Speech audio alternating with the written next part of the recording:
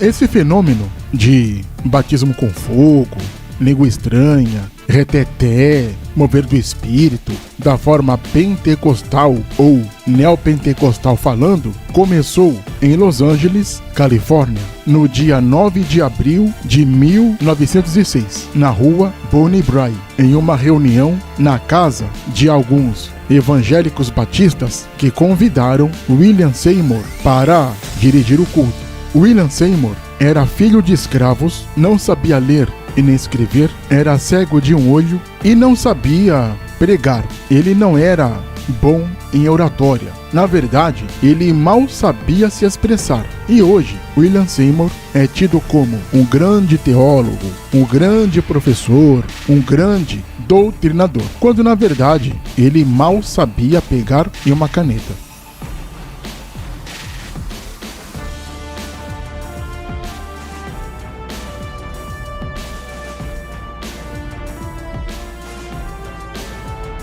William Seymour, por um tempo, foi discípulo de Charles Fox Parham. Charles Fox Parham era um evangélico de linhagem pentecostal que pregava esse negócio de língua estranha, reteté, canela de fogo e tudo mais. Charles Fox Parham era abusador de menores, homossexual, ele era membro atuante da maçonaria e um dos líderes da Ku Klux Klan. Mas Charles Fox Parham é muito idolatrado, salve salve, por muitos crentes assembleianos. Charles Fox Parham foi um dos criadores do movimento pentecostal. Esse negócio de culto avivado, vigília de fogo, corinho de fogo, reteté, etc.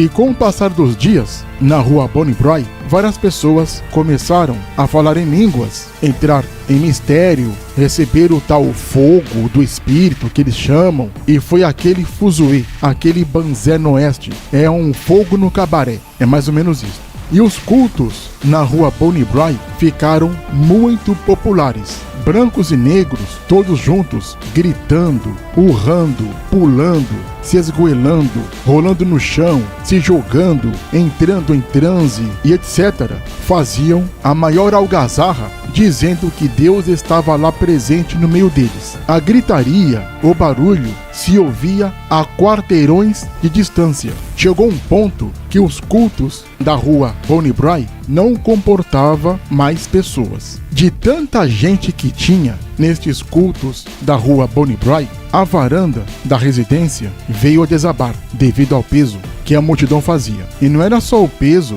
que fez a varanda ceder. As pessoas pulavam na varanda, corriam, se jogavam no chão e etc. Com esses movimentos frenéticos e com a lotação de gente, aí não teve jeito. A varanda cedeu, caiu e tiveram que procurar um outro local, um outro espaço maior para comportar tamanha multidão.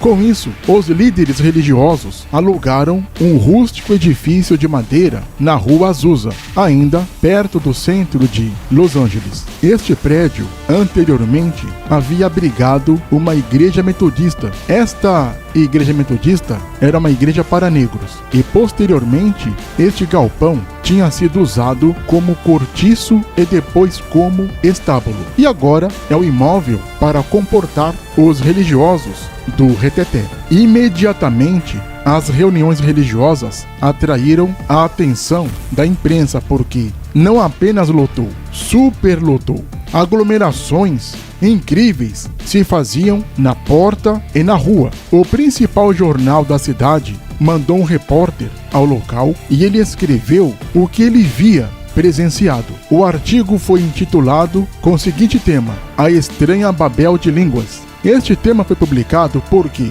era uma gritaria, cada um falava uma coisa, ela brachuras pra cá, e decantas nébias pra lá, indecomunifácia do outro lado, deconarrai acolá, e ninguém se entendia. Por isso, o título foi A Estranha Babel de Línguas. A reportagem foi publicada e a publicação foi feita no mesmo dia em que um terremoto, seguido de um incêndio, destruiu a cidade de São Francisco. Sendo assim, a publicação desta matéria, A Estranha Babel de Línguas, ocorreu no dia 18 de abril de 1906. E o artigo chamou atenção, funcionou como propaganda gratuita para os religiosos do Reteté, porque eles pensavam que se tratava de uma ramificação da religião espírita que tinha nascido há alguns anos atrás nos Estados Unidos, porque de longe, para quem não conhece, parece uma sessão espírita. Aqui no Brasil, os brasileiros vão chamar de macumba, candomblé, essas coisas. Mas lá nos Estados Unidos, eles pensavam que era o espiritismo. Depois que os leigos perceberam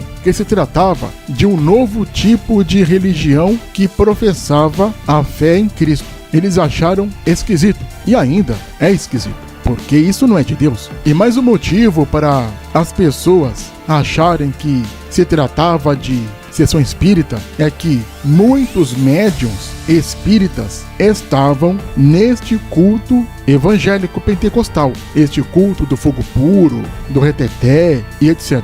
As reuniões eram para lá de eletrizantes, elas eram muito, mas muito barulhentas. É como são hoje os cultos evangélicos. Vai uma vigília pentecostal para ver como que é o banzé. Testemunhas contam que os cultos começavam por volta das 10 da manhã e prosseguiam por pelo menos 12 horas, sem parar. Alguns dizem que os cultos chegavam a ter 16 horas ininterruptas e por muitas vezes a polícia local foi chamada por conta do barulho, porque os cultos evangélicos na Rua Azusa terminavam para lá das 2 ou 3 da madrugada, para recomeçar às 10 da manhã. É claro, era um culto evangélico, era um culto de reteté. Sendo assim, não havia ordem, decência, liturgia, organização e etc. Estamos falando de um culto evangélico bagunçado, barulhento, o famoso reteté. É o culto de fogo, como dizem os religiosos. Como o espaço era maior, tinha, claro, mais gritaria, mais barulho, mais gente. Os homens não só gritavam, eles urravam, rodavam, corriam, saltavam, caíam no chão. As mulheres dançavam, cantavam, pulavam, se retorciam, caíam no chão, etc. Mas por que eles caíam tanto no chão? Eles caíam tanto no chão por causa de uma doutrina que eles dizem que nesses cultos você é arrebatado. Aí o povo meio que era arrebatado lá, entrava em transe, caía no chão. Aí o incêndio religioso tinha mais fervor. E nesse negócio de cair no chão, ser arrebatado, que é entrar em transe, que eles chamam de entrar em mistério, o pessoal via Jesus, o diabo, Deus, o Espírito Santo, Coelhinho da Páscoa, Papai Noel, Vovó Conga e sei lá mais quem. E nesses encontros evangélicos tinha tudo que existia na religião espírita: adivinhação, que é a tal da revelação; superstição, que é o tal de sentir de Deus; clarividência, que é a tal da profecia dada por Deus; tinha telepatia, que para o evangélico é o dom da visão; projeção astral, que é o arrebatamento, visitar Deus ou o diabo, o céu ou o inferno. E também tinha a percepção extrasensorial, que era esse negócio de Deus me mostrou e etc. Todos os conceitos praticados pelos espíritas, pela ciência mística do espiritismo, agora são adotados em larga escala pelo movimento evangélico.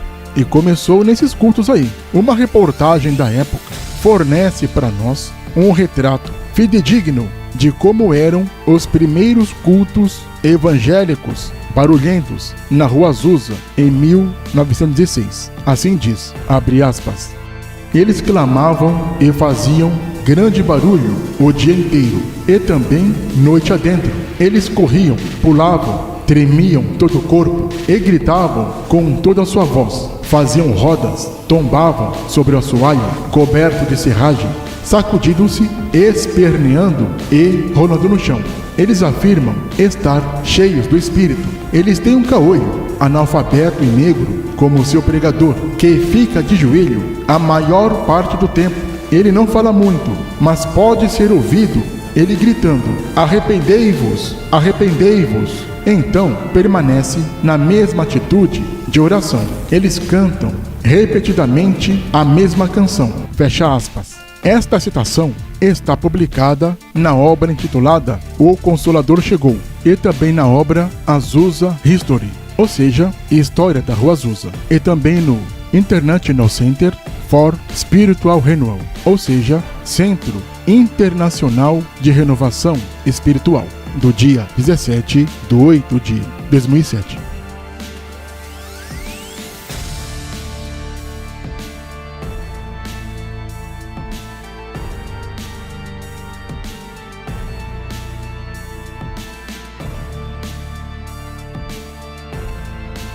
Não se esqueça de se inscrever no canal. Clique no sininho para receber as notificações. Compartilhe o canal, dê o seu like. Deixe também seu comentário.